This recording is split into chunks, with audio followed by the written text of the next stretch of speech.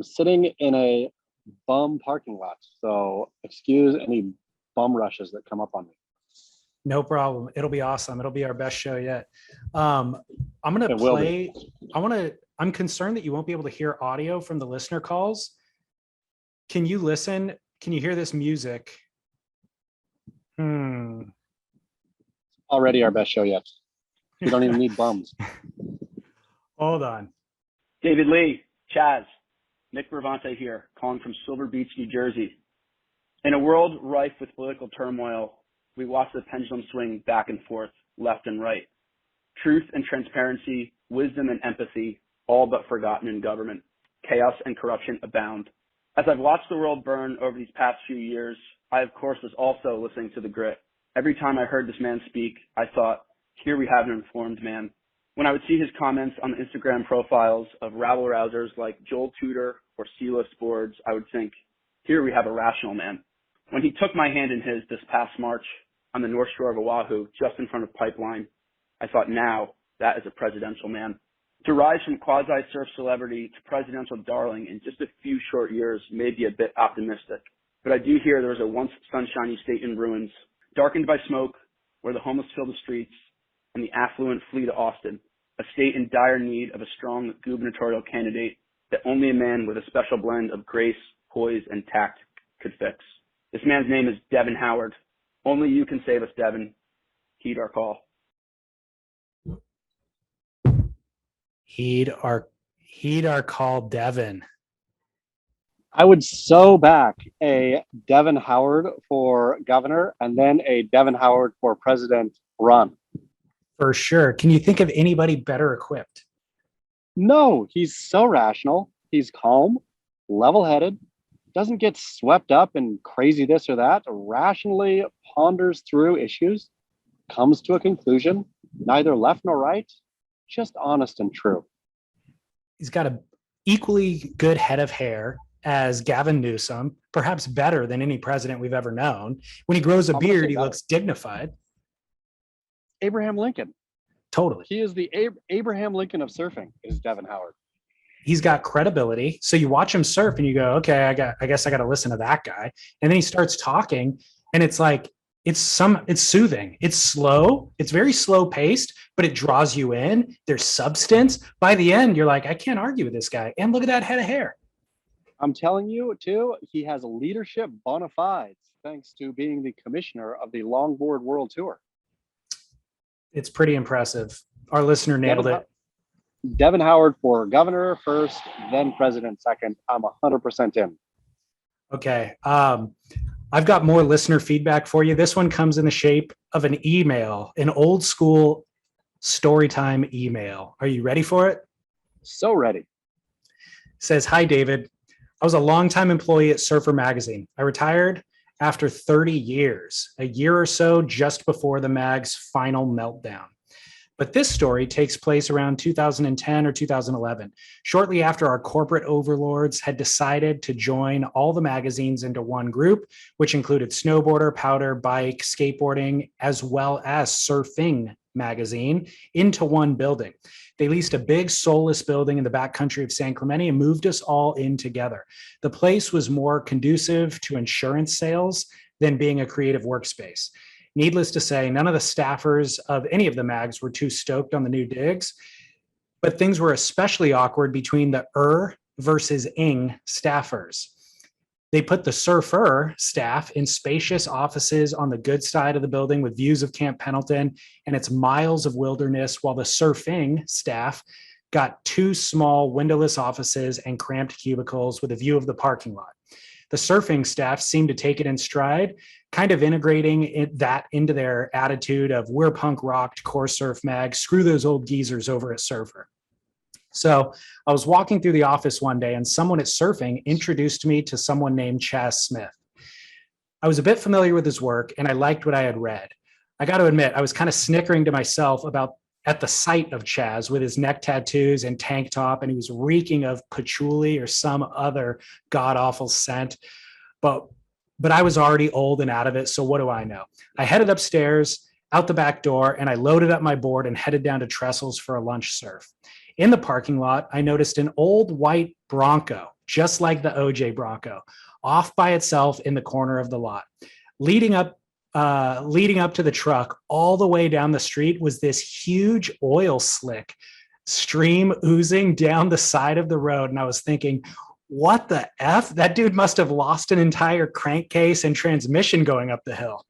So after I returned from my surf, the photo studio manager, JP, comes running out at me, and he asks where the hell I'd been for all the excitement. I was like, what excitement? He said, Chaz Smith's Bronco burst into flames, and a bunch of people had to run out there with extinguishers and put it out.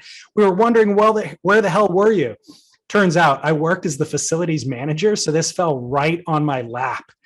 I didn't want to admit that I had been out surfing, so I quickly tried to clean up the mess.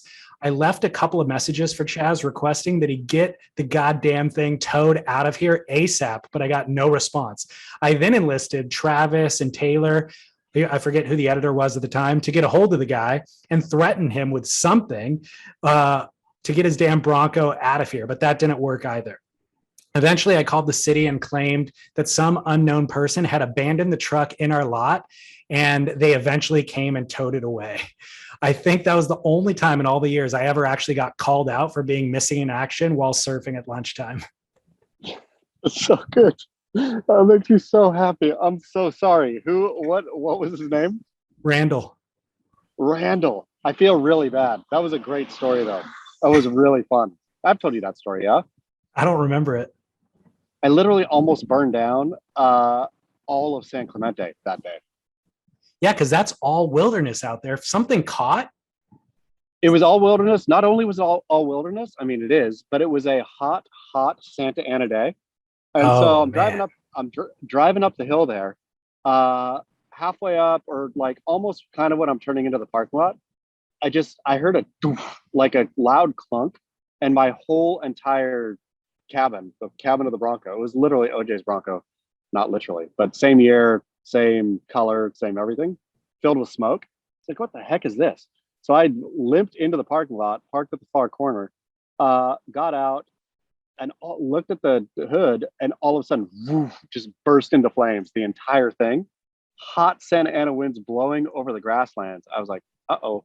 Yeah, Holy that was that. cow. But then, for some reason, yeah, we got it out. Jimmy Wilson was quick on the draw with the fire extinguisher. It was literally a miracle that it didn't all burn down. But once it burned, I thought, well, this is an icon of this building. This stays forever. And so any call I got to move it, I was like, screw you. This is performance art. This is an installation. What'd you do? You just took the loss, or did you get an insurance claim for it, or like what happened? No, nothing. Just left it. Yeah. Never did anything with it. Yeah, that made them tow it away, and never talked to anyone about it ever again. Or little did you know, you never talk about it again. It turns out those guys are podcast listeners. That is so great. Sorry, Randall. It was art. It should have been left there forever in posterity. Because he was exactly right. It was a soulless building. I gave it soul. I guess so. He went on to say, to close out the email, he said, I enjoy Chaz's work, and even though he can seem like a real smartass, he is funny, and he's seemingly living a damn fine life. Sailing the Amalfi Coast? Sheesh, we should all be so lucky. So he wrote this email back in July, but he said, P.S. You guys should ease up on Ashton. I got to know him a bit while he was working at Surfer, and he was always one of the coolest, friendliest guys there, in my humble opinion. Yeah. I mean, that's what Ashton does, though, isn't it? Ashton will pretend to be he's a groupie. And so he will pretend to be, oh, you're the best guy ever. I so look up to you. You're so awesome. You do such good work. Meanwhile, he's back being a little snake. I wonder if Randall ever read his scorched earth farewell missive that he sent to the staff at Surfer. Did he send it to you too? No, somebody else sent it to me after the fact. Yeah. Did you get it? I got it, yeah.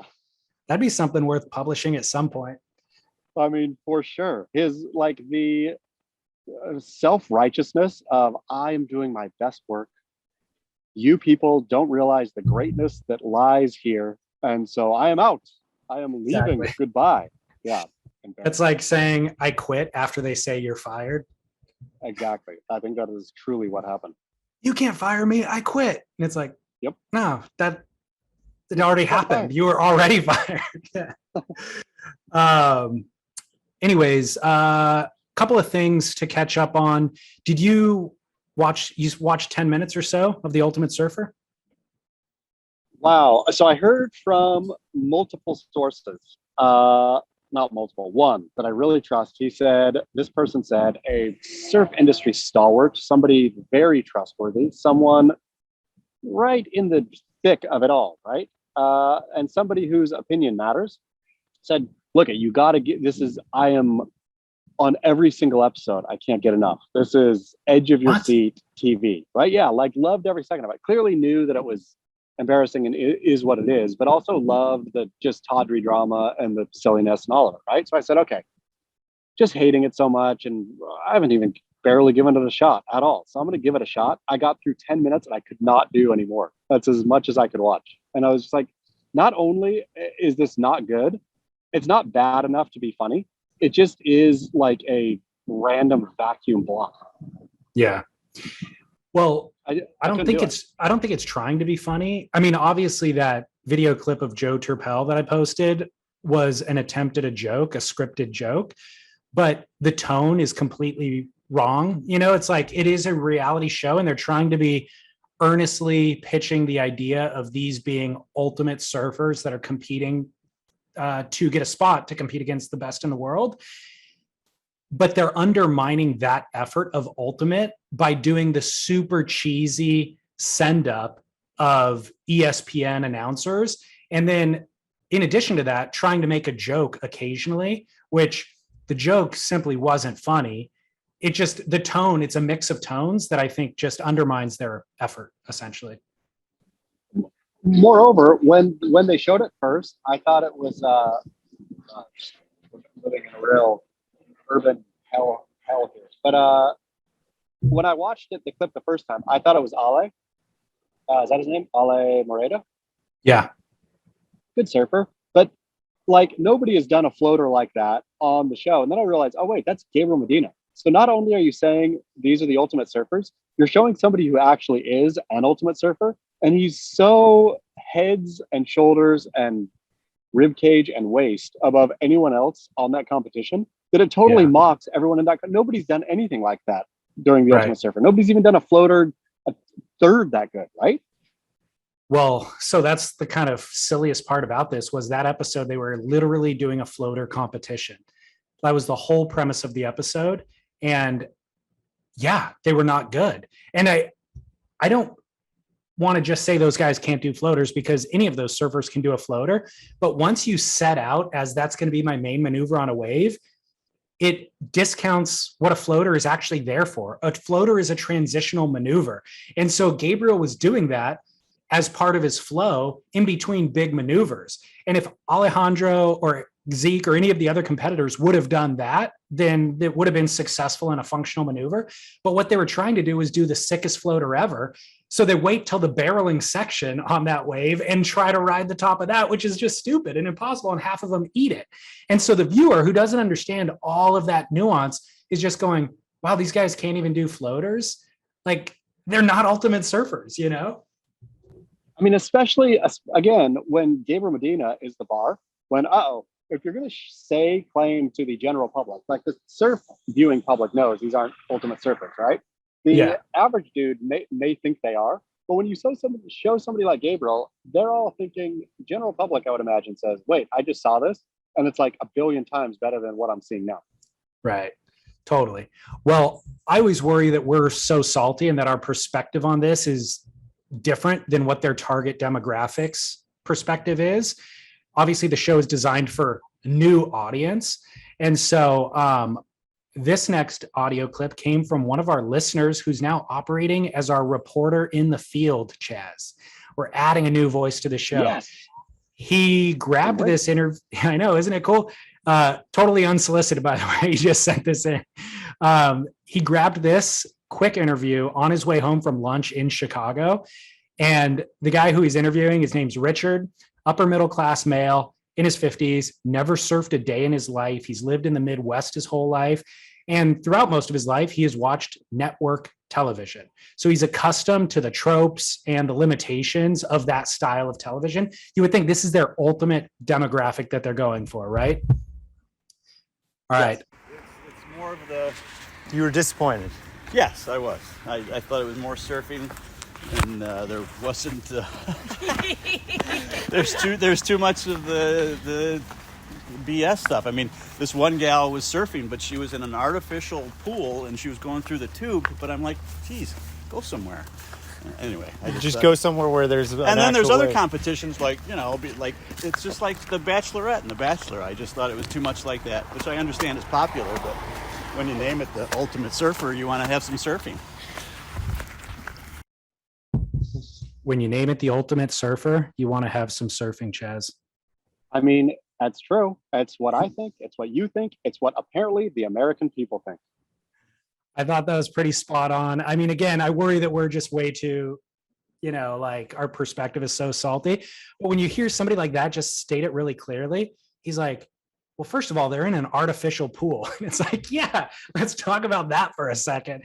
When you're in middle America and you think about surfing and you turn on a show to watch surfing and then it's set in a pool, that is definitely a swing and a miss right out of the gates. I mean, which is like, I think that I'm sure the WSL and you and I may even like be confused for a second to think, okay, the surfing is not that interesting. It's not that compelling. What's going to be interesting and compelling is going to be the sexual tension and or the drama and or whatever, right? But actually, now that I hear him say, yeah, like maybe these guys want to actually see good surfing.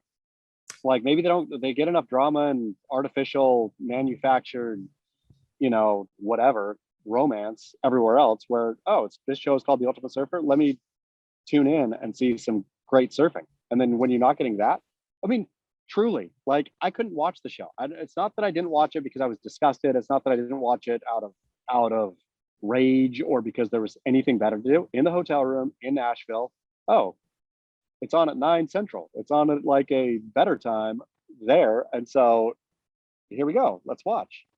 No, could not do it. I was just bored. Yeah. The 100-Foot Wave, Garrett McNamara documentary got renewed for season 2. I heard that, and it's not going to be with Garrett this time. Oh, really? Yeah. No, I didn't know that. Yeah, they're going to find, I think it's TBD, but probably a Kai Lenny or Billy Kemper. I just talked to Andrew Cotton, and he's being followed for it. Yeah. Okay. Exactly. So they're probably following a handful of either young or younger than Garrett, like people who are actually chasing big surf. So season 2 has the. I mean, Garrett is a great character, right? Like all the stuff that made Garrett a great character for the show, like between the marriage and the family and the Nazare and all of it, made it compelling. But for season 2, they have a great opportunity to follow, exactly, like the Andrew Cottons of the world, or I mean, I think Billy Kemper's story has kind of been done to death, but the Kai Lennys or even stinking any of those Maui boys, right? Like you could do Mayola or Albie or where you follow these guys, the guys actively, because McNamara is not actively chasing big surf anymore. I think his goal is to. It's interesting. As you get older, I think what I've talked to him and even Andrew was saying this, like you just really pick and choose your windows. So Nathan Florence and Kai Lenny are on a plane every 5 days and they're doing these 48-hour strikes. And it goes from this strike to that strike to that strike. And they're just all over the place. Garrett, he's at the point where he's like, he knows exactly what's going to turn Nazare on, and he's not getting on a plane unless it's going to be primo conditions. And even that day, he'll only surf for part of the day. He's not surfing 8 hours a day like he used to. If you were Garrett McNamara, wouldn't you at this point just move to Nazare? Fine. They actually, I think they did. There? Yeah, I think they have a place. Full-time? They're in Hawaii. They split their time depending on the season. Okay. Yeah. Well, good for him. And I think when he went there, when he got a place there, it was, before it really blew up. So it was probably inexpensive as well. I mean, speaking of political runs, Garrett McNamara could go for the president of Portugal. Totally. Mayor of Nazaré, then president of Portugal. But I bring that season 2 up to kind of validate your point of maybe people do just want ultimate surfing. Maybe they don't need all the feigned romantic nonsense, you know? Now that it's out, we can talk about it some more. That was Anastasia's whole thing with the Ultimate Surfer is like, I asked her, okay, if you could redo this or do a reality show based around surfing, what would you do? And she was like, I don't know why you wouldn't do it at Pipeline, basically. Like, yeah, which is what we've talked about, right? Where you have the drama already, you have the natural beauty, and you have an epic wave. And whether or not they go ultimate surf it, there will be ultimate surfing captured during a Pipeline run. Totally. I really feel, and I've said it before, but I really feel like you could center the problems that the WSL has had with not accessing the audience and also offending us, the core fans. I think you can all focus it on one thing. And it is the one thing that could be solved is just the ocean creates inherent drama. So keep the central tenet always about man or woman versus ocean. And if every decision that the WSL runs, they run it through that filter of, does this service the storyline of man and woman versus nature? Whatever comes out of that other end of that funnel is going to be good. It's going to be interesting. It's going to have inherent drama. It's going to solve 9 out of 10 problems. But that's not their objective at all. And so that's why we're running in wave pools. That's why we're doing all this silly stuff, you know? How many, and I don't know that this is necessarily in-house, in Santa Monica's house, this is seen as a failure. Like, I don't know how it's seen there, but how many of these total myths does Eric Logan get and still get to stay in charge? Or is the job such a dog? Is being WSL CEO such a, like, you couldn't even find somebody to take over for Elo if you tried? Like, if he doesn't want to leave, could. I mean, who? I mean, I don't know if he'd take it, but wouldn't Fernando Aguirre be the ultimate person? You'd think. I mean, I'm sure if they folded it all into one, that would actually make the most sense, sort of. If you folded the WSL into the ISA, where now this is both Olympic qualifier and you're finding the best surfer every year, and then you're choosing the best surfers to go every 4 years to surf the Olympics, would make a lot of sense. So he is clearly CEO material with what he did at Reef, like in terms of actually running a business. But what he's done for the ISA is actually more benevolent. It's almost like a philanthropy, you know? And so that makes him the perfect fit for the WSL. You have a business that's losing money, but if you really want to just be a CEO that can turn around a company, Fernando could go get a better job and make more money somewhere else. This is almost a charity project.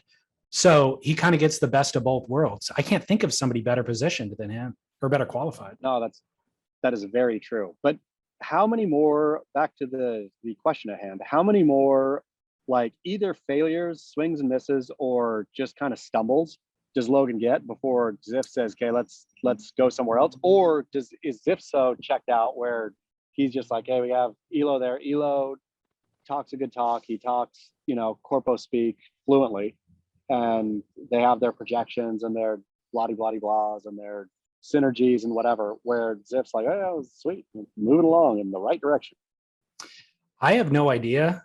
I don't know what metric they're running on to even assess performance, but at that level, I feel like people don't CEO for more than 5 years anyways. And two is normal, to swing in as Google CEO for 2 years and then move on is kind of normal. And so whether he leaves on his own accord or being fired, like, I don't expect to see him for more than 5 years.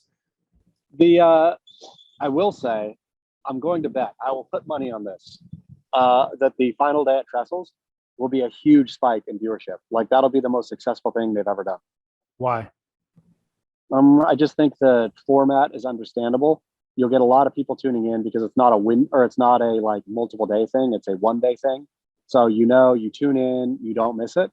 Where I'll bet they'll get a ton of views, people who hate the concept, people who hate the format, people who love it. I bet it'll be the biggest single day viewing of WSL ever.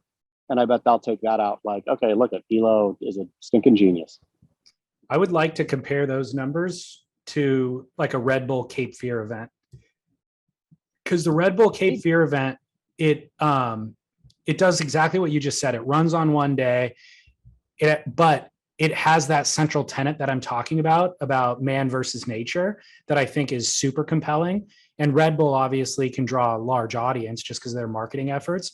So if the WSL said, hey, this finals day, look at how successful it was as compared to the Australia leg of the tour or whatever, I'd say, yeah, but what about as compared to the Red Bull Cape Fear or the Piahi Challenge for that matter, I mean, those are all great, and I love those for what they are.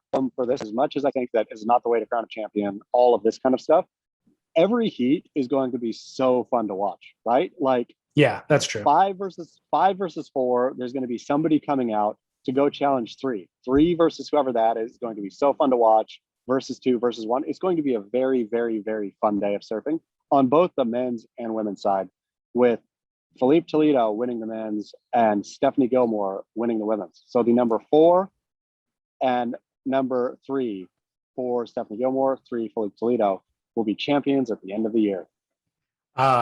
So I'm going to take a little bit of umbrage, not only with your picks, but I don't think it's as exciting as you. It's exciting for us because we're this into surfing, but the reality is heat 5 versus 4, Connor Coffin versus Morgan Siblick. Are they going to do anything that's actually surprising? I'll tell you exactly what's going to happen. No, Connor's going to come out and do some power hacks like we've seen him do a million times before. Morgan's going to do a couple of combos. It'll be trading 7s and 8s, maybe. Nobody's going to get a 10, and they're not going to do the biggest air of their life. They're not going to do the biggest turn of their life. It's just going to be more of the same. And that can be said throughout the entire event. And yeah, those matchups are kind of exciting, but the surfing itself, it's, if you throw them in at Chopu and a maxing swell, you really wonder what's going to happen. You wonder if somebody's going to die. You wonder if somebody's going to get the gnarliest wave we've ever seen. Same thing at Pipeline. And that's what the venue's missing. So there's going to be a tampered down excitement level just because the venue doesn't allow it. I mean, I think going in, I'll be thrilled at every heat. When I'm done, I'll feel really disappointed and let down and forget about it all pretty quickly. Yeah. But the lead into each heat, I will have never been more excited for any heats in my entire life. Other than Gabriel, what they tried to base this whole thing on, Gabriel versus Idolo last final. Yeah. Is what they tried to recraft here. And that was an exciting heat going into that. But yeah, that was an exciting heat. But I'm oddly more excited at the outset to see these heats. Weirdly. You finally came around. They finally won you over as a fan. Who would have seen it coming? Not me. But that's at the end of it. I'll feel totally ripped off and robbed and go back to being grouchy. Okay, perfect. I've got something for you to rant about the WSL. You ready for the next listener call? Tee me up. Hey guys, Chris from Oceanside here, high performance longboarder from the 90s. I was watching the WSL preview show, and to my surprise, they had some rap music in the opening segment that referenced killing, body bags, mortuary, and I wanted your thoughts on it because I don't think that is ELO or Oprah approved. So a bit surprised by the choice of music, but would love your thoughts. Doesn't seem like it fits with the wall of positive noise. It was more wall of violent noise. So there you go. Thanks, guys.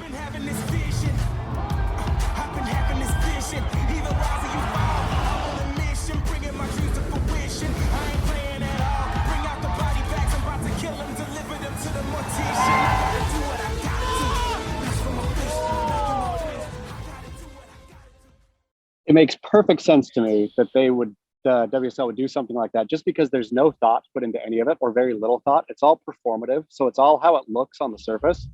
Nobody there is caring at all about any substance, right? That's why it's only a sheen. It's why they greenwash everything, but don't actually do anything environmental. It's why they... Or they did something environmental and it pissed everybody off because they got it wrong. That's what happened. They completely, because they're only all about the performative aspect of anything.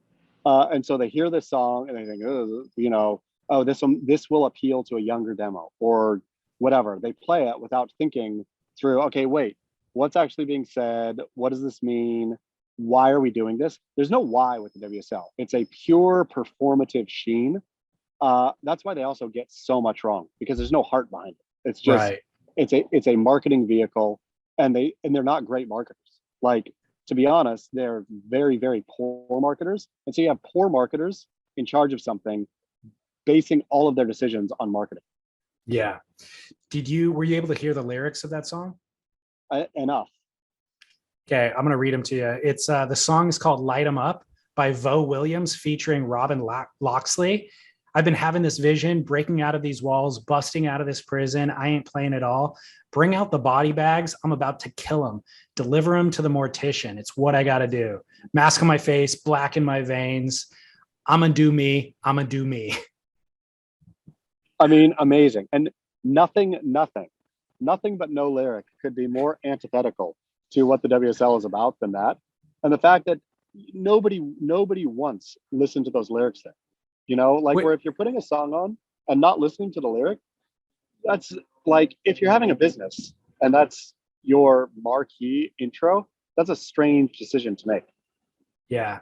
And it is their marquee intro. It's not just that it happened to be playing at the opening of the one video that our listener watched. It is what they've been playing all season long as the intro for every day of a competition. So I'm totally happy. I never to this- listened to to it this listener. either. What's No, that? I'm so happy that this listener did. Like, I've heard it like every single time, every single contest Yeah. I've watched, I've listened, and never once thought about it at all beyond just that. Yeah, me neither. And that's what the funny thing is. I played the music and I go, oh yeah, I know this music, but I never noticed the fact that they're talking about killing. I mean, and again, to his point, like, the wall of positive noise is just straight up ridiculous. Yeah, so I think that's the problem. The song, not only is it off brand, but it's strictly done, as you said, to appeal to the youth Somebody. demographic, essentially. Yeah, but the problem is when you're trying to fit in that hard, it reeks and it sounds so phony and fake. And the other thing is, it's awful music. Like that, Yeah. it's objectively awful music. Like that song, and that song was, I looked it up, it was released in 2016, so it's 5 years old, and it doesn't have much play anywhere on the internet, on YouTube or Spotify or anything. So it's not as if it was even a popular song. It was just a certain tone and vibe that the WSL wanted to try to fit this demo, but then not having any discernment as to what actually is good. And again, also not assessing whether or not it fits their brand ethos. And which again is Yeah, so they problematic. Like, it could actually get you canceled nowadays, I mean, they literally had, though, an intern, and they said, "Hey, flip through music we could license, That we can and afford. find something. We want something. Yeah, we want something young and edgy in this price range." And so intern went in. Let's get the young intern. Intern went in, flipped through. It was like, "Oh, this is all awful. Like, the songs the WSL can afford are all awful, right? Or not awful, but It's not like they're choosing from the Beatles or Yeah. I mean, even Robin Thicke, to be honest. So Yeah. he's flipping through and he thinks, this one sounds okay. And it doesn't get passed up any chain of command. They're just like, okay, cool, let's license it and throw it on. Goes to the video dudes, we layer it in, and that's it. Let's take a moment then to talk about Joe Turpel's joke that we published on Instagram and that you guys wrote a story about.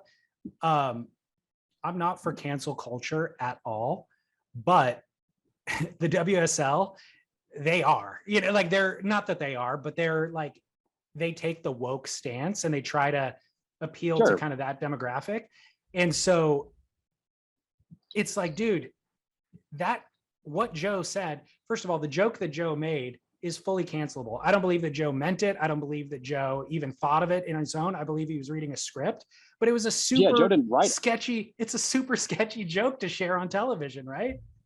Well, I mean, especially when in this day and age, when you're sitting next to a female co-host and you Yes. say it all seductively and eyeing her up and down, when then her only response is, "Oh, well," like, where that's clearly the something that the ABC wanted in that whole scenario, right? They wanted something provocative. It's not Joe's persona. It's awkward and fully like not with the times right now. When you have a male making a female feel uncomfortable in the studio, that's like Harvey Weinstein style. Fully. It was like, that's exactly what it was. And so for listeners who didn't actually see that, Joe Turpel's explaining what a floater is, and he compares it to lingering on the lips of a hesitant lover. And he says it like all like swarthy, and the Aaron goes, "Whoa, okay then," and she acts revolted or like surprised to hear him say it, almost as if it's like a come on to her, and she's like rebuffing. But yeah, it's just so distasteful. It was actually shocking. Number one, that the WSL would be producing it, but then the ABC would actually be publishing it and putting it out there into homes. It's like nobody's even watching. It's like nobody checked the script. I mean, Joe and Aaron were like, "Oh, we'll just read whatever you say to me." And then everybody at ABC was just like, "Yeah, nobody's watching this anyways. We'll just play it," you know? It was really shocking. Completely. And ABC doesn't get canceled over that. But the WSL and the show get canceled. So they're like, who cares, right? I'm sure the scriptwriter there, this is such a dog. We got to try anything to spruce this up. I wonder how much of these are getting edited sort of in real time too. If they know what they have now, it's not like the show's in can and, you know, I wonder if they're editing now. Okay, we're really hemorrhaging ratings, right? Like hemorrhaging, and we need to do something. Let's go back in and find some sexy moments that Joe said, or even they could have easily shot that after the fact, right? Like Joe and Aaron, they do. There's nothing that places them there at the place and time. They definitely shoot it after the fact in a studio with a script, and she doesn't know anything about serving. So they're even giving her lines to say about a barrel, you know, or whatever. So I wouldn't be surprised at this point if they're going back and saying, "Okay, we need to sex this up. Hey, Joe, yeah, here's your new script. You know, after last week's episode, we need to turn the heat up. Say this," and Joe's not going to say no. Joe just says what he's supposed to say. But if Joe had half a brain in his head, he would have said, "Absolutely not. That is a stupid line." Unless that it was like a Von Blakey could have gotten away with that, right? Like there's a lot of people, Chris Cote could have gotten away with that. No problem, right? Where there's enough humor and being in on the joke. Joe doesn't appear that he's in on the joke. Joe appears like he is the joke. And so there's a real problem where, okay, it looks like this guy's actually trying to be suave. Yeah, I think the joke just wasn't good, period. You know, even I think Vaughn and Chris would come up with a better joke, you know, like I mean, they'd be like, "Oh, that's terrible. That's terrible writing. And I'm a surfer. You guys aren't surfers. I get it. So what about this take on it?" You know? I mean, yeah, whatever the case, Joe is not the right person to kind of go. Joe's he's a surf voice robot, right? Like just have him say what he says. He's a bad choice anyway, even though I called him the breakout star of the show and do believe he has a great future in bland broadcasting if he so chose. He's not the guy to be a personality. I mean, he has no ostensible personality. I've got another argument for breakout star of the show. The female surfer from Kauai, Brianna Cope. Do you know her? I mean, I've only gotten to know her from the show. And then at some point, I suppose I was curious enough that I went to her Instagram and thought, oh, she actually surfs a lot better than she does on the show. Yeah, I'm really surprised. And when they first announced this show, we had the conversation. Are there really going to be any breakout stars from this show? You know, the few people we know have already had their shot and they squandered it. So they won't do anything with this opportunity. And these other people are kind of low level enough that there's no way, if they were actually great surfers, we would know of them. And there's no way that they're going to be like some undiscovered talent. Well, I kind of take back everything I said back then, because Brianna Cope, I had never heard of her before. And she could win this thing. I don't know who wins on the female side yet. It hasn't been spoiled, but she could win this thing. She surfs really good. I mean, yeah, funny, back to the Anastasia Ashley episode on Dirty Water. She talked about how So I guess none of the surfers, apparently, none of them are obviously all stars, but they're all a lot better than they look. And she said the thing was, they all showed up to the tank with brand new boards. None of them had ever ridden before. They all got board shaped for the show, right? None of them had ever ridden the boards that were all shaped for the pool. They weren't allowed to surf at all. Like she said, nobody got any practice, nobody got anything. So they set them up more or less to look like shitty surfers out of the gate. Like it's not like they gave them a week to, hey, we're gonna let you guys get comfortable with this. Since our show is called The Ultimate Surfer, and our show is not called Being Surprised by Surf Ranch, we're gonna let you guys warm up here, get used to your equipment, get used to the wave, get a feel for it, and then we'll get into the competition, right? Where everybody showed up, they turned the thing on. Their first wave, I guess, was actually their first wave. Wow. And so everybody's bogging and weird and everything, because only a couple of them had actually surfed it before. You can definitely tell that because, I mean, even Kai Barger, like, fell on his first turn on a wave that was like, that he ended up, I think it sent him home. He needed that wave. And one of the girls, Bruna Zahn, missed her wave when she was paddling for it, so stuff that validates exactly what you're saying, just zero pool experience. These are all good surfers. Kai Barger has not fallen on a standard top turn in 20 years probably, but in the pool, that happens.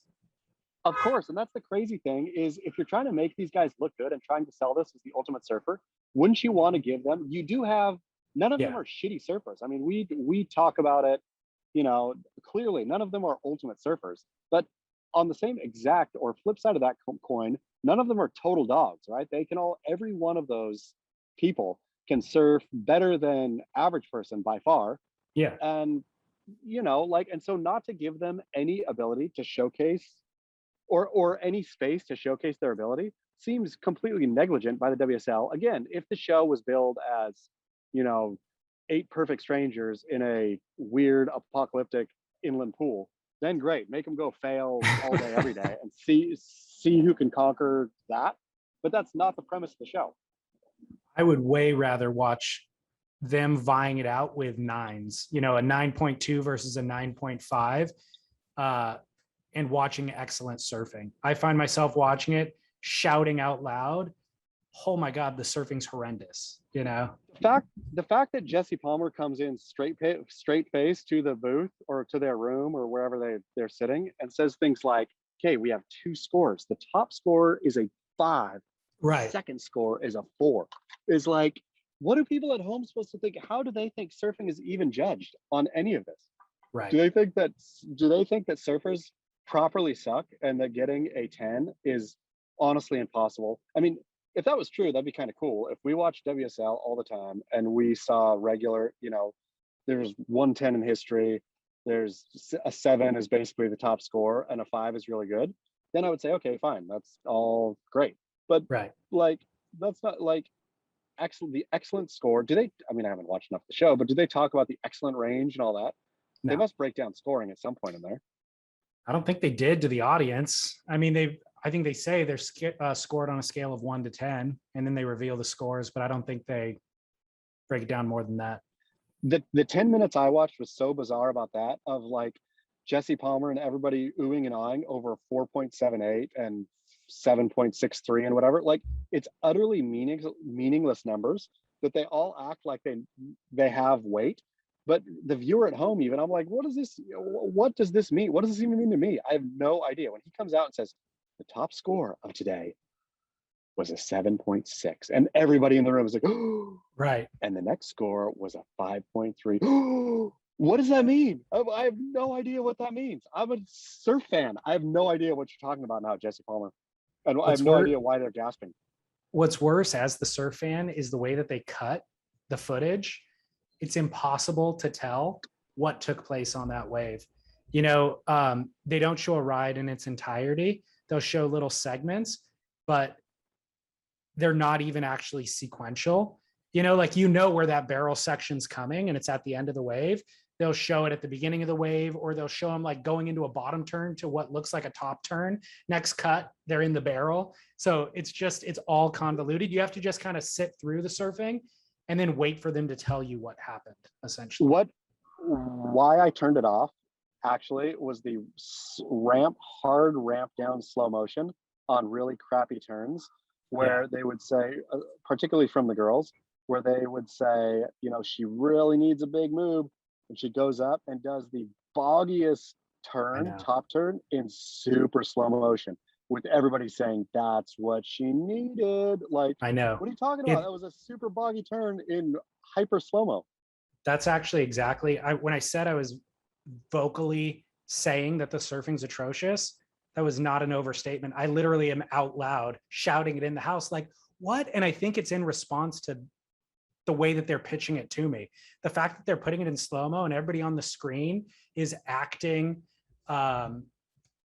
hyperbolic, I guess is what they're doing. And then I'm watching it going, no, she just bogged rail hard. That was a half turn off the top and she bogged rail. Like, the surfing's atrocious. And by the way, I'll specifically say, I don't mind saying, because it's worth saying, Kayla Durden from Florida and Julie Hernandez from Costa Mesa are the ones who I'm talking about in particular, that they're surfing fine compared to anybody else you see at the beach, but not on the level of Tia Blanco, Brianna Cope, and I could give you the guys' names too. They're like a world apart. And so to have them on the show being sold to me as this thing makes me scream at the television. I mean, I think there's not one surfer in the editing room. They're editing this thing purely to, I think so, the storyline and drama. And so right. They say, okay, we need a wave that looks really good from Bruna or whatever. I mean, who's the one you said? Kayla. That's the one, right? But Kayla surfed poorly. Yeah, so we need Kayla. We have a lot of clips of her, making drama or talking, whatever. So we need something from her looking like she's ripping. And so then editor goes back in and says, okay, what about this? But it's not a surfer editing it. It's just random, probably, the dude who edited The Bachelor, who edited the slow motion kiss is in there. The kiss from the hesitant lover is now in there editing a slow motion top turn. He doesn't know when to start, when to stop, doesn't know what a good top turn is. Just, okay, I'm sure one looks the same as any other to him. Totally. Yeah, I think that's it. I think we've spent more time covering the show than the show actually runs in its entirety. I mean, I can't believe it's still on, to be honest. They must have nothing else to put in its place, I guess. One thing before we go to barrel or not, this came in from a listener. I don't have the full question, but it was just a concept that I thought was worth mentioning. He said that Jonah Hill did the exact same thing in skateboarding 5 years ago that he's doing to surfing now, where he pretended, maybe he's not even pretending, maybe he's completely sincere, but he got very into skating, appropriated the culture, so much so that he then made a Hollywood film, I think it was his directorial debut, about it, called Mid-90s. Yeah, which at the time, because I'm not super into skating, but I grew up skateboarding and I have some familiarity with the culture. At the time I watched that film and I thought, it's not a great film, but I like the fact that it's set in this adjacent culture. So I could appreciate the time that it was shot in and the era and the location, I can relate to all that stuff. And then it's a mediocre story and a mediocre film. And then I moved on from it. But that listener pointing that out to me was like, oh my God. And you pointed out a month ago, you go, yeah, I bet this all ends with him making a film about surfing. And I was like, yeah, whatever, I don't care. And I didn't really think about it when you said it, but I do think that's where this ends. I think this is him getting super into a role and a character that he then makes a film about and then moves on and then he gets into, I don't know, rodeo or something. Yeah, and he may well, take the odd boat trip, or he lives in Malibu, so he's out there somewhat regularly on his soft top doing his thing, right? But I mean, that's what I think, is that this is movie material, whether he thinks of it that way or not. With the mid-90s, I was always under the impression that he had claimed that he skated as a kid, and that's where the inspiration came from there, which doesn't really stand to reason. Like, I can see him, especially with his body issues and his clear lack of physicality. Like, talk about crazy town. I mean, skateboarding is a world harder than surfing. And it's a world harder in terms of the hell you're going to get, like standing around. You're going to get heckled way worse skating than surfing, right? Totally. And so I could totally see him, standing on the sidelines watching people skate and then appropriating it as a kid and, making mid 90s. And with the surfing, I think he's actually in the arena and going to make a movie from the arena. Yeah, I think so too now. And that pisses me off a little bit. That makes me less welcoming to him as a Val. Like if he's just fully loving it, that's totally fine. But if it's all appropriation so that he can make a film, that feels like Val Kilmer making Thunderheart or whatever back in the 80s, about the American Indian culture. Totally, precisely. And all fine and good, Jonah, you do what you want. But yeah, I have very little love for Jonah Hill. I think, again, this is our culture. Not mine and yours, but it's definitely not Jonah Hill's, I will say. And to come in just because it's a, more or less, obviously came from Hawaii and or Peru and or whatever, but the version of surfing that Jonah Hill is appropriating is the white version, right? It is the fully Malibu white version. Put stickers on everything.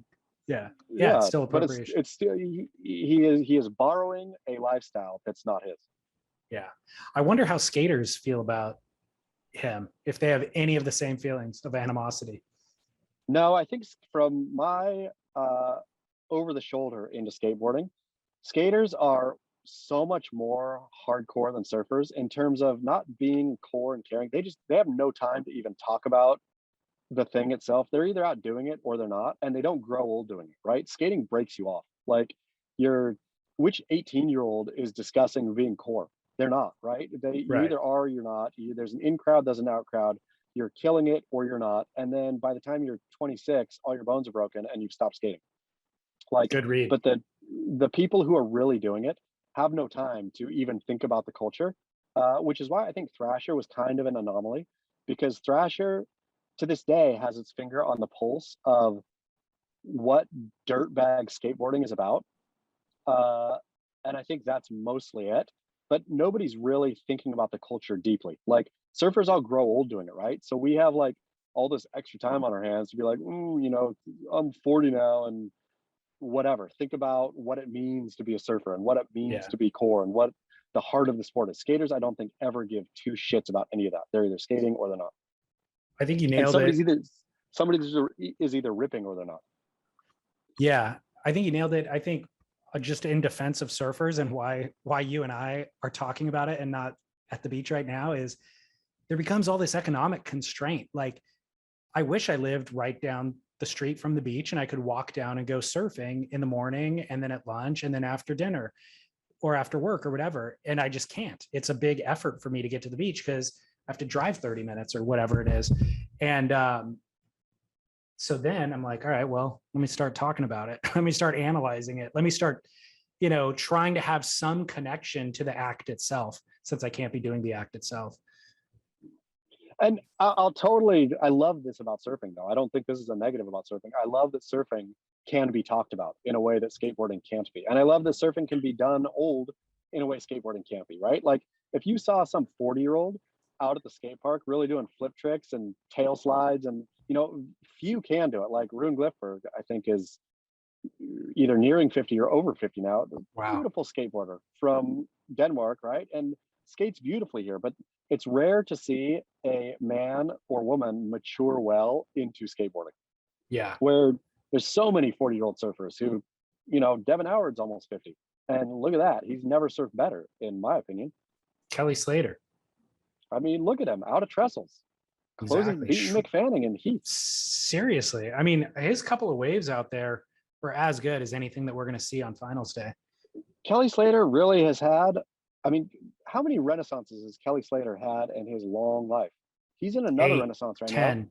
now. Yeah. Helping snatching Kalani Robb from the clutches of death, out ripping, beating McFanning at trestles. I mean, Kelly is in yet another golden era.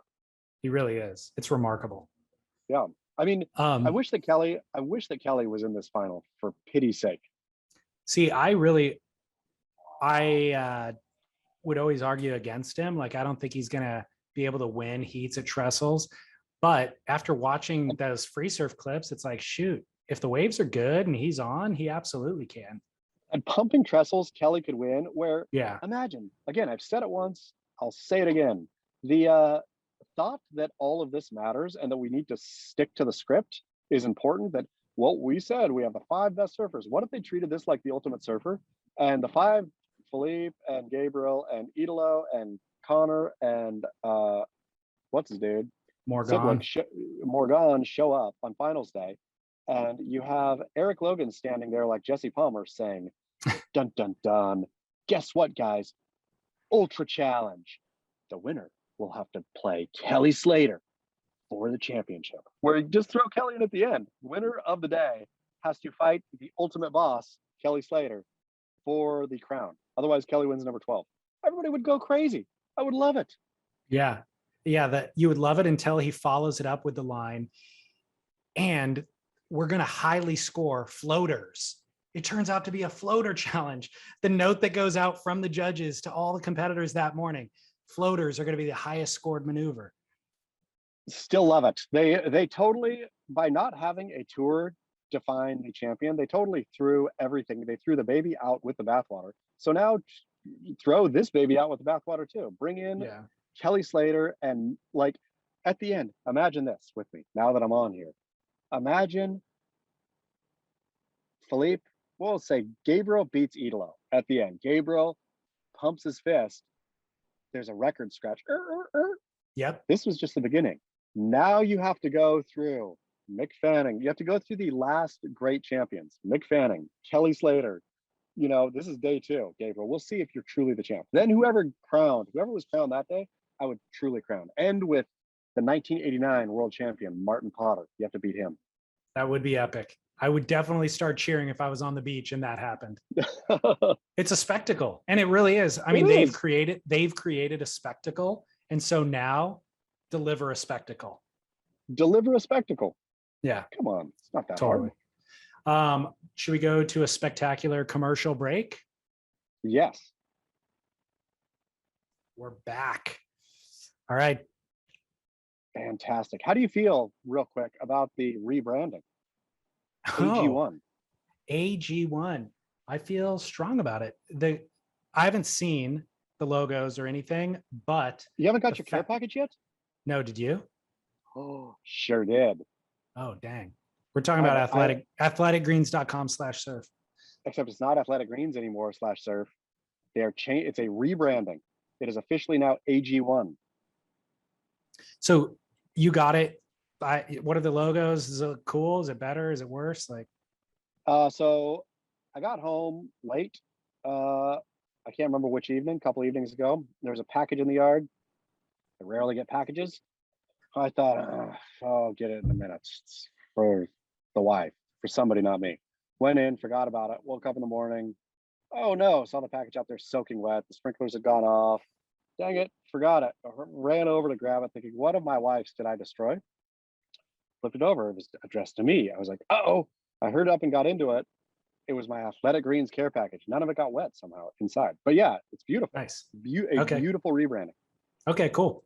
Yeah, we'll fully talk about it more next week, but because I think they said not to talk about it till the 22nd or something about their new initiatives. No, I think we can talk about the rebranding, but what I won't talk about is new initiatives, carbon neutral, give back to, feed kids in need, all that sort of stuff. So people will have to tune in next week. This is a good tease, just like a Ultimate Surfer tease right here. Exactly. But otherwise, I'm happy with them. And then I'm doubly happy with them for those efforts. So what we didn't mention at the beginning of the show, but you're being the ultimate father this week, huh? I mean, you're going to be, this is no ultimate fathering. Being a solo dad is par for the course, I say. No dad whose wife leaves for Fashion Week for a week should get any plaudits. So Cersei finally left. Is that what you're saying? She did. She's gone. She's in New York, front row at the, where is she? She's Tom Ford. She is, I can't remember what show she's going to. She's at Fashion Week. I didn't even know Fashion Week was happening. Oh, it's back. COVID's over, except for Kalani Rubb. Well, I mean, not only because of COVID, I just didn't know it was happening, period. Like at any point in my life, I would not know which week is Fashion Week. Oh, what? This is New York Fashion Week right now, David Lee Scales. Why is she there? Just I as a think fan, or is she there for work? Or no, yeah, I think Jagger Eaton, speaking of skateboarding, her skateboard client who won bronze in the Olympics became the darling of the games. So he was courted for Fashion Week. So she is there on his arm, or he's on her arm probably. and what brand is he representing? Is he walking not in a show? No, I just think he's like the hot thing. So all the designers want him at their show. So you got to go make appearances. He has to go make appearances. He's got to go. I don't. I got to be home. I got to be here now. That's a wild world. I know nothing about it. You're welcome. You're coming in hot. But what are you doing at being the ultimate father? Where are you at? Why are you sitting in a parking lot in your car? Oh, I'm so sweating. I am just cooking hot because my daughter is becoming the ultimate ballerina. So today she has 4 hours of ballet. So insane. Yeah, she is. That's what happens. Yeah, they pluck them young, and then really put them on the grindstone and just see if they can break their will. And if their wills don't break, then okay, we got a ballerina on our hands. So she loves it more than anything. She honestly will put in 4 hours. She'll come out sweating and unable to walk, and just can't wait to go back tomorrow for 2 more hours. For 2 more hours the next. I think she's on 6 days a week now. That is so gnarly. Yeah. Those speaking of the ballerina. ultimate, and speaking of the ultimate athlete, those are the ultimate athletes on the planet. The torture they to their crush. body. They absolutely crush. And through her journey, I'm on a ballet journey now too, and absolutely have fallen in love with ballet as an art. I mean, it is the ultimate art form to reuse ultimate. Yeah. What was make your boy a ballerina. We'll see. There was an amazing documentary a couple of years ago about the male ballet dancer. He's like the bad boy of ballet. Oh yeah. Do you remember his name or know his name? Was that Nureyev? I don't know, actually. That might be it. I mean, Nureyev was the dude who like really broke it all down. Like he was the first ever to, I think, first notable person to split out of Soviet Russia, ran to the West, like just tore it up, but like an exceptional dancer, phenomenal, yeah, crazy rock star ballet. Yeah, the bad boy of ballet because he got a bunch of tattoos and he would, dance. That's not him. No, it's like within the last 10 years. Yeah, okay, that's not Nureyev. I remember vaguely this one, but I can't remember who specifically. I'm bothered that I can't remember his name because the documentary itself was really, really good. It was like super interesting for all the reasons that you said, just the amount of torture that they put themselves through and what they do to their bodies and the lifestyle. It's insane. I mean, literally, my 8-year-old daughter is doing way more work than I've ever done in my life. She is like, she comes home from this and gets on the bar in her room and starts stretching again. That's so nuts, dude. Well, the amount of work you had to do to pawn your Bronco off on somebody else, that was a bit of an effort. You had to dodge phone calls for a week or two. I did. I had to not answer. The best part about that is I was incensed that they were even bothering me about it. No way. I was like, yeah, screw all you. This is your problem. This is not my problem. This is all, it's on your property, not on my property. Deal with it. And moreover, it's like a giant nameless corporate property, so it's kind of, if it was like a local restaurateur, you'd feel bad about that probably. But the fact that it's just like this big empty building, you're like, you guys will figure it out. I mean, that's what I felt too. I was like, you moved to this crap hole. Like you wanted this soulless corporate place. Randall hit the nail on the head for how it felt. He's like, I'm adding some spunk here. I'm adding some charm. That's so funny. I'm glad you never got sued for that. You might get a bill. Eventually it'll find you. I think they did send me a bill for it, and I threw enough away where that bill went away. Yeah, that happens. Should we go to barrel or not? Yeah. The people want to know, Chaz, barrel or not, ordering an effeminate drink. But completely barrel. There's no such thing. There is no such thing. There's only a Cosmo, apple martini. Cosmos are gross and apple martinis are gross. And If I was a woman, I would be offended that feminine drinks have come to mean gross drinks, right? Both Cosmos and apple martinis are sweet and gross. So nobody should be ordering those. But what would like a rosé? Rosé would be considered a feminine drink. Rosé is a delicious wine, David Lee. I think you can agree. Yeah, I don't think of it as a feminine drink at all. But I think of like, people do. Yeah, I think you're right. Okay, I think it's actually based on color more than it is sweetness, because I disagree. A Cosmo isn't sweet. A Cosmo, it's just red because it has cranberry juice, right? Which is tart. Yeah, but have you had a Cosmo? I don't think I have. Maybe at some party where that was like the drink of the party and it was coming out of a pitcher or something, but I don't remember ever ordering them. Cosmos are gross. Apple teenies are gross. Any like funky teeny is gross, except for, you know what I kicked into in Italy? I will tell you is what was not coffee martini, but whatever, espresso martini. Espresso martini is so fine. I've never had one. Oh, it is like, I wouldn't even know how to make one as good as they do in Italy, but wow, like it hits both speeds at the same time just right. Yeah. I like coffee and I like martinis, but I don't need to mix them. I like orange juice and I like champagne. Don't need to mix those either. You know, like I like them both straight. Okay. So there we go. That's another would be considered, I think, an effeminate drink is a mimosa. But I think there's a time and a place for mimosas. There's no such thing as effeminate drinks. There's only effeminate people. Now, is it offensive to even assign a gender to a drink? I mean, you'd think it would be now. You'd think they'd all be gender neutral. But I'm going to say no. I'm going to say, count me with the Spanish speakers and the French speakers. Everything has a sex. See, I'm gonna take the opposite stance. I think we could be the most woke of all podcasts by being the first to identify that drinks are genderless. I'm going to say, nope. I'm going to say if it ends with an I or an E, it's masculine. If it ends with an A or a Y, it's feminine. What about an O? Feminine. O is masculine, I think, isn't it, in Spanish? I guess generally, which ones are feminine? Yeah. Yeah. I don't know if you got them all correct. So, but all to say, no such thing. Order the drink you like. If you like bad drinks, then graduate. But everybody, I think, goes through a phase where they like something too sweet or something inappropriate, right? Yeah, totally. Just grow out of it, experiment more, get to good drinks. But I don't think the man has to drink stinking whiskey neat and the woman has to drink champagne out of a coupe. I think the man can drink champagne out of the coupe and the woman can drink whiskey neat. The woman is still drinking a male drink. Yeah. Do you know what the coupe was designed after, where the design came from? No. Marie Antoinette's breast. Really? Yeah. I had no idea. Yeah. The coupe is for my money the greatest of all glasses. Why? And maybe that's why. Maybe that's why. I've yeah, always maybe. loved the coupe.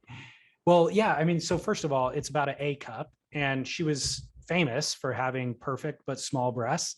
And if you look at it, there's actually a nipple on the bottom. Like if you were to put a Jello mold in that cup or glass and then dump it out, it has the little nipple on it as well. So that is a great history. I know. So this podcast are so lucky. Traditionally, champagnes were served in flutes, obviously, like tall, narrow glasses. And that's actually because of the beverage. Like it has bubbles and that retains a lot, you know, a lot of the virtue of a champagne is its bubbliness. And so that narrow flute retains the effervescence. Once you get a wide bottom like that, then it all just evaporates. But whoever it was at that era was like, no, this is to honor the queen. And so she's going to have her own champagne. Damn, who cares about the winemakers? We want to do it to honor the queen. She's a queen, right? Yeah, she was. Yeah, she was a queen. Okay. Antoinette. She was the Dauphin, actually, or the Dauphin, whatever the feminine of Dauphin is. We're not doing feminine or masculine, remember? Oh no, you are. Yeah. So ordering a feminine drink, we're both going barrel on that. Barrel, complete barrel. Cool. I'm going barrel just because there's no such thing as an effeminate drink, but yeah, order what you want. Barrel or not came up. I think we might have done this years ago, but a listener actually pitched it to me this week. Changing ponchos. I'm still going to say nah. I was nah back in the day. I'm nah now. And I think if I recall why I was nah back in the day is the story about Derek Riley. When I first met Derek Riley, went surfing with him. You remember this story, don't you, David? I forget all stories. There I was in Australia for not my first time in Australia, but my first time meeting Derek Riley. Went surfing with Sam McIntosh, Derek's then partner. Got done surfing. Derek stripped out of his wetsuit, no towel, no nothing, just naked. Just straight up naked, standing in the parking lot naked.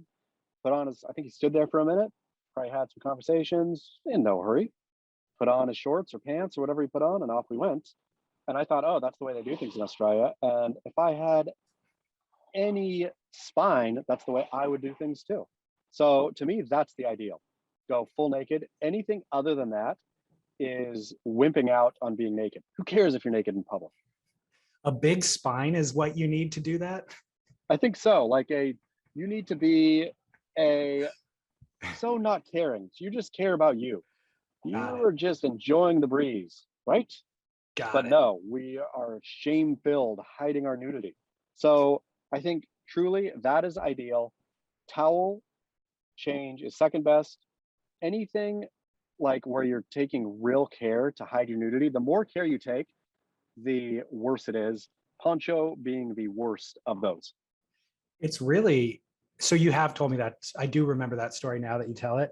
But it's really a paradox, the way that this happens. Like, you're right. Whenever I've seen a guy naked in public, it's a guy who shouldn't be naked in public. Like, it's generally a guy with a small dick. Like, I haven't seen any giant penises in real life. But that guy doesn't care. Yeah, I know. That's kind of the point. It's kind of like he doesn't care. But then the ones who probably should be bragging walking around, they're being coy for some reason. It's really paradoxical. Just like Pat O'Connell. Always find a way to bring it back to Pat. Yep. I'm sure he loves that. I'm sure he does too. Slow Tide sent me a changing poncho 2 or 3 years ago. And I think I've worn it more in the house than I have out of the house. And I actually love it. Like, the quality of it, all that sort of stuff. It's super warm. It's plush. It's cozy. The reason why I wear it in the house instead of a bathrobe is there's no sleeves. So the freaking wizard sleeve on a bathrobe will get in the way. You'll go to get coffee and you'll knock something over while you're grabbing your coffee. You'll be making eggs and you light yourself on fire. Is what happens. Exactly. Whereas the changing poncho, the sleeveless thing, is an ingenious kind of improvement on it. But I don't need it when I go to the beach. It's kind of like, or if it's in the middle of the winter and you're cold, you probably would benefit from it. But 99 times out of 100, it's not that cold for me at the beach. So I could just quickly get in and out with a towel. But I do like the quality of the changing poncho, or like the comfiness of it. On cold days, if you don't live near enough to the beach to drive home in your wetsuit, then you shouldn't be surfing. All right, there you go. Not barrel. Barrel or not from a listener yesterday. Long pants with sandals. I don't like sandals ever, except for if you're going to wear sandals, you better wear pants. So I'm going to say, in this scenario, if you're forcing sandals into the equation, then yes, sandals, pants, barrel, but preferably no sandals. All right. I'm going, I'm okay with it. I wear it. Like, literally, this came in yesterday via DM, and I was in the doctor's office waiting for an ultrasound, wearing pants with sandals. And I took a photo. Like, he just asked me, I took a photo of myself and I sent it to him. And I'm like, I guess I got to say, yeah, even though I wouldn't recommend it for anybody else, it was just the right feel yesterday. And he goes, well, since you're already at the doctor, have him prescribe a new fashion sense to you as well. I'm going to say nothing's worse than shorts and sandals. That's the peak bad. Totally. Shorts and shoes is second worst. Pants and sandals is closer to perfect. And pants and shoes is the best. Pants and a loafer, I think, is what you were meaning to say. Pants and a loafer. Yeah. All right. Well, I'm glad that we solved that for our listeners so that they can feel confident in their fashion if their wife doesn't cajole them before they leave the house. Me too. Devon for Prez, athleticgreens.com/surf. Even though we're not there, we'd like to thank Album always for helping us out. Thank you. Thank you, Album. Yep. Anything you got, Chaz? Oh, should we advertise that we might be getting together on Sunday or Monday? Or do you want to keep that close to the vest? No. If this thing runs, we are going to be there. So Trestles is looking like it's going to run on Sunday or Monday. Beach Grit is going to be hosting a shadow cast, right? An alternative commentary stream for the event, live stream. Yep, where you'll be able to log in. The login button will be on Beach Grit. You'll come on in. You won't hear Joe Turpel, but you will hear the velvety pipes of me, David Lee Scales, and Derek Riley from Australia. Is it just the three of us? I think so. Okay. We did this, you and I did this before for the Surf Ranch event, I think in 2019 or so. Yep, we sure did. And it was fun. It was successful. I think we've got new technology that'll be guiding us this time, so there won't be the same lag that existed previously. But that was a problem. We couldn't actually call the action. Now we can call the action. Exactly. So now we'll call the action, and it starts at 8 a.m. Our cocktail is going to be involved. Yep. Yes, 100%. Okay. I am a on boozy the anvil, Monday but morning. I will get off for you. Okay. Wow. Okay. Don't say that again. All right, Chaz, enjoy the rest of ballet and good show. Until next time. Thank you. Get barrel.